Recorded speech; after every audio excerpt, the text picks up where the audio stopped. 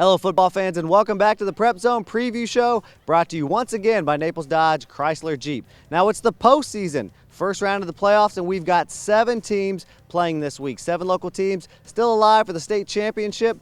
This week, we're here at Barron Collier, where the Cougars are back in the playoffs, breaking a 4-year drought. Now, Barron Collier is going for its first playoff victory since 1998. I'm sure they'd love to win. For information on that game and all the others, here's Coach John Weber. Hello, football fans. Coach Webb, week 1 of the high school playoffs, and I'm here to tell you some things that the coaches are going to try to get across to their players as they go into the playoffs and pick some teams that I think have a shot to go into the second round. We're going to start with the big boys in 7A.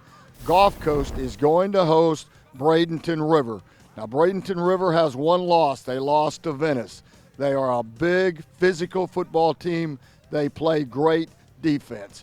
If Gulf Coast is going to have an opportunity to win this game, they need to be balanced. They have to keep the front 7 off their quarterback. I think this game is going to be tight. It's going to go to the wire. In the other 7A matchup, South Fort Myers will travel to Venice. This, I think, is a bad matchup for South. Venice, again, is a big physical football team, and they are scoring points in bushel baskets. South is going to have to control the football. They're going to have to throw and run to keep Venice off the field. I like Venice in this one. I think it's a bad matchup for South. In 6A, the Naples Eagles will take on Lehigh. Now, the Eagles have been in this situation many times. I like them over Lehigh. They're experienced. They've been in the playoffs. Lehigh is facing some injuries. I gotta like the Eagles in this 6A matchup. In 5A, we've got 2 very interesting games. The Immokalee Indians will travel to Hardee. Now, folks, that's a 2.5-hour trip, and this game may boil down to the mental state of the Indians. Hardee is a very tough place to play. They've been in the playoffs a lot of times. It's not as a talented a team as Hardee has had, but the Indians have to go in with a mental attitude that they can win. They're quicker than Hardee, but this game is going to be very physical. Hardee is going to line up. They run the eye. The more physical the game is, the better that Hardee likes it.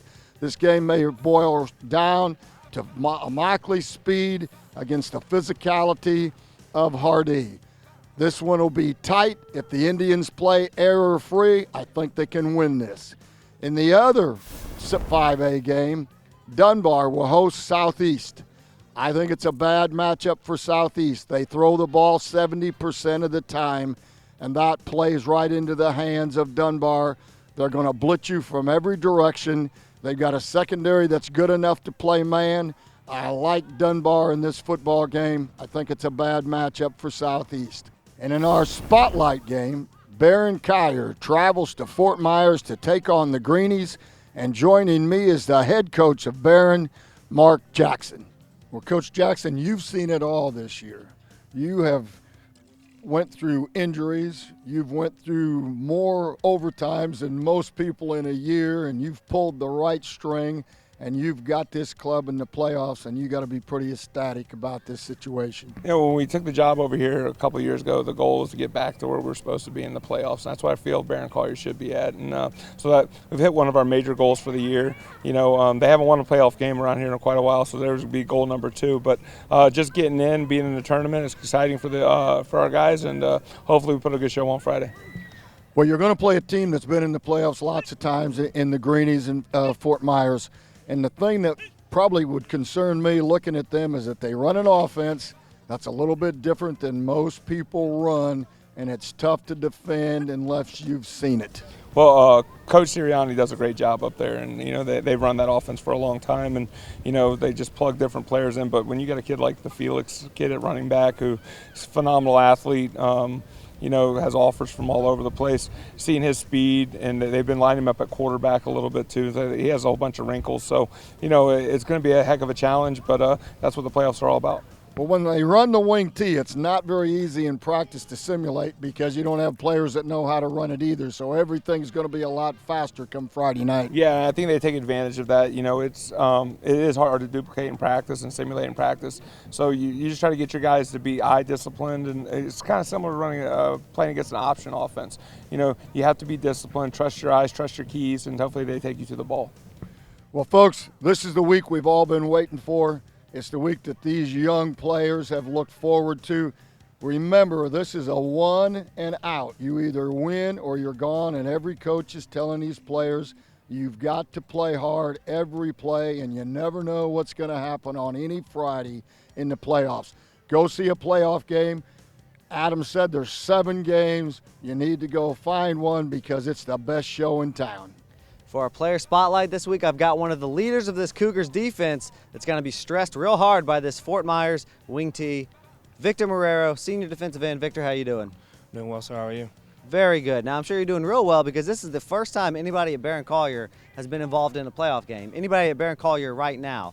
The last time Barron Collier went to the playoffs was 2012. You were in 8th grade, so none of these guys were here. Just tell me the atmosphere around the school now that you guys are back in the playoffs. You know, it feels good to bring this program back to where it should be, back to the playoffs.